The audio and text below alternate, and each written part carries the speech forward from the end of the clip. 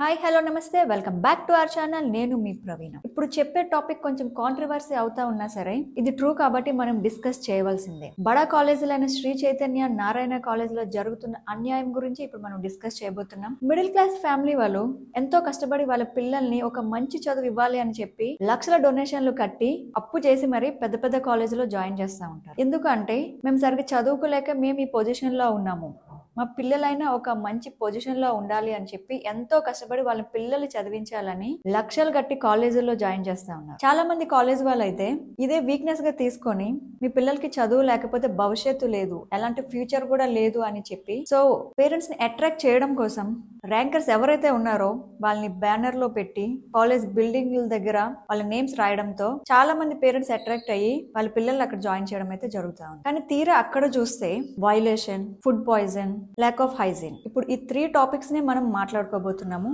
Ameenpur Shri Chaitanya college లో ఎవరైతే girls హాస్టల్లో ఉంటా ఉన్నారో అందులోని కొంతమంది అమ్మాయిలు చీటీల్లోని వాళ్ళకి ఏవేవైతే ప్రాబ్లమ్స్ ఉన్నాయో వాటన్నిటిని రాసి విండోస్ అవుట్ సైడ్ కి వేయడం స్టార్ట్ చేస్తా ఉన్నారు. మాకు ఇక్కడ హెల్త్ బాగాలేదు, మేము సిక్ రూమ్ లో ఉన్నాము, మమ్మల్ని ఈ కాలేజ్ వాళ్ళు అసలు అవుట్ సైడ్ కే పంపించడం లేదు, మా పేరెంట్స్ కి కూడా ఎలాంటి ఇన్ఫర్మేషన్ ఇవ్వడం లేదు అని చెప్పి కొంతమంది అమ్మాయిలు రాసి పెడితే మరి కొంతమంది వచ్చేసి ఇక్కడ వైలెన్స్ జరుగుతా ఉన్నది, ఎవరో కొంతమంది మాకు తెలియకుండా మా బాత్రూమ్ డోర్స్ మీద పేర్లు రాసి ఎవరి పేరైతే రాసి పెట్టి ఉంచారో వాళ్ళని ఇక్కడికి వచ్చి కొడతా ఉన్నారు అని చెప్పి కొంతమంది రాసి పెట్టారు.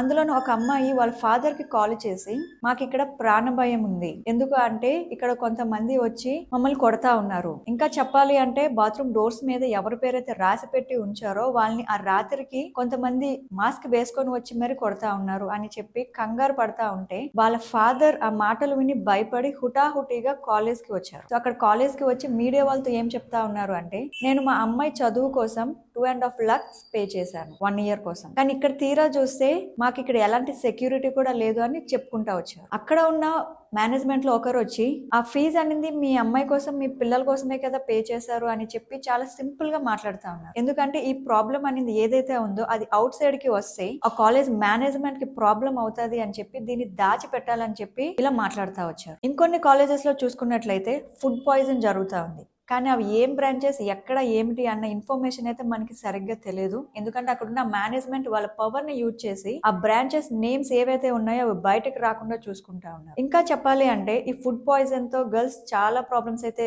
ఫేస్ చేస్తా ఉన్నారు. తరచు ఇది జరుగుతూనే ఉంటా ఉన్నది. కొంతమంది అయితే సిక్ లీవ్ అని చెప్పి వాళ్ళ ఇంటికి వెళ్లి వస్తా ఉండడం కూడా జరుగుతా ఉంది. ఈ న్యూస్ బయటకు వెళ్తే బ్యాడ్ నేమ్ వస్తుంది అనే ఒక్క ఆలోచనతో ఆ మేనేజ్మెంట్ వాళ్ళు ఎవరైతే ఫుడ్ పాయిజన్ అయ్యి హెల్త్ స్పాయిల్ అయిందో అక్కడ దగ్గర ఉన్న క్లినిక్ కి ఎవరికైతే హెల్త్ ఇష్యూ ఉన్నదో ఆ గర్ల్స్ అందరినీ తీసుకుని వెళ్తా ఉన్నారు. అక్కడ ట్రీట్మెంట్ చేసిన డాక్టర్ ర్యాండమ్ గా ఒక మెడిసిన్ ఇచ్చేసి ఇది లేడీస్ ఇష్యూ అని చెప్పి సింపుల్ గా తేల్చేస్తా ఉన్నారు. అమూల్య అనే ఒక అమ్మాయి ఫుడ్ పాయిజన్ అయ్యి సిక్ లీవ్ లో ఆ కాలేజ్ హాస్టల్లో ఉంటే వాళ్ళ పేరెంట్స్ ని కూడా అమ్మాయిని చూడడానికి ఎలో చేయలేదు. అసలు పేరెంట్స్ ని వాళ్ళ పిల్లల్ని చూడనివ్వకుండా చేసే రైట్స్ అసలు ఎక్కడున్నది, అసలు ఎవరిచ్చారు వాళ్ళకి, అసలు ఎందుకు ఈ విషయాలన్నింటినీ దాచిపెడతా ఉన్నారు అనేది మనం గ్రహించాలి. ఎవరైతే అమ్మాయి ఉన్నారో తను అవుట్ సైడ్ వెళ్లి ఫుడ్ తిని అందుకని ఫుడ్ పాయిజన్ అయింది అని అనుకుంటే టోటల్ 63 members సిక్ లీవ్ లో ఉన్నట్లు ఎంట్రీ బుక్ లో రాసి పెట్టి ఉంది. అంటే అందరికీ ఒకేసారి లేడీస్ ప్రాబ్లం వచ్చిందా? అసలు మేనేజ్మెంట్ ఏది దాచిపెడతా ఉన్నది?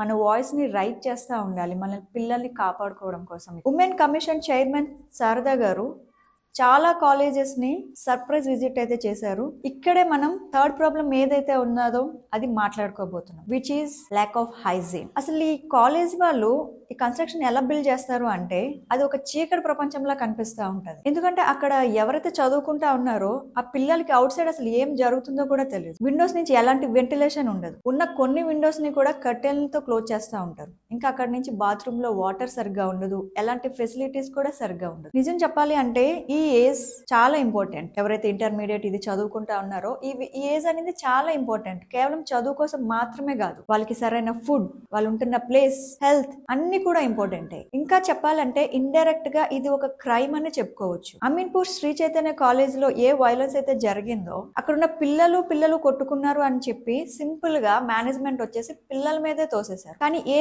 ఎడ్యుకేషన్ సిస్టమ్ లో చూసుకున్నా అక్కడ ఎలాంటివి జరిగినా సరే రెస్పాన్సిబిలిటీ అనేది మేనేజ్మెంట్ దే కదా, కానీ వాళ్ళు ఇండైరెక్ట్ గా పిల్లల మీదే తోసేశారు. అసలు ఎందుకు ఇవన్నీ చేస్తా ఉన్నారు మేనేజ్మెంట్? ఇంకా చెప్పాలి అంటే పేరెంట్స్ కూడా ఎలా ఆలోచిస్తా ఉన్నారు అంటే పిల్లల చదువు ఒక కాంపిటీషన్ లాగా, ఒక కంపారిజన్ ఇదే అయిపోయింది. కొంతమంది పిల్లలు వాళ్ళకుండే ప్రాబ్లమ్స్ వాళ్ళ పేరెంట్స్ తో షేర్ చేయాలన్నా సరే చాలా భయపడుతూ ఉన్నారు. ఎందుకంటే కొంతమంది పేరెంట్స్ వాళ్ళ పిల్లలు చెప్పే ప్రాబ్లమ్స్ ని జస్ట్ జోవియల్ గా తీసుకొని సీరియస్ గా తీసుకోకుండా జస్ట్ కాలేజ్ ని బంక్ చేయడం కోసం ఇవన్నీ చెప్తున్నారు అన్న ఒక ఆలోచన అయితే ఉంటా ఉంది. చాలా కాలేజెస్ లో మనం చూస్తూనే ఉన్నాం. ఈ చదువు ప్రెజర్, ఆ మేనేజ్మెంట్ ఇచ్చే టెన్షన్స్ వల్ల చాలా మంది సూసైడ్ చేసుకుని చనిపోవడం కూడా మనం చూసాం. సో పేరెంట్స్ ఇవన్నీ జరగక ముందే ఒక యాక్షన్ తీసుకుంటే చాలా మంది పిల్లల భవిష్యత్తు మంచిగా ఉంటా ఉంది. ఇంకా చెప్పాలి అంటే ఇప్పుడు కొన్ని గవర్నమెంట్ కాలేజెస్ తీసుకున్నట్లయితే అక్కడ కూడా కొన్ని ఫెసిలిటీస్ మంచిగానే ప్రొవైడ్ చేస్తా ఉన్నారు. వే ఆఫ్ ఎడ్యుకేషన్ సిస్టమ్ కూడా చేంజ్ చేస్తా ఉన్నారు. సో ఎవరైతే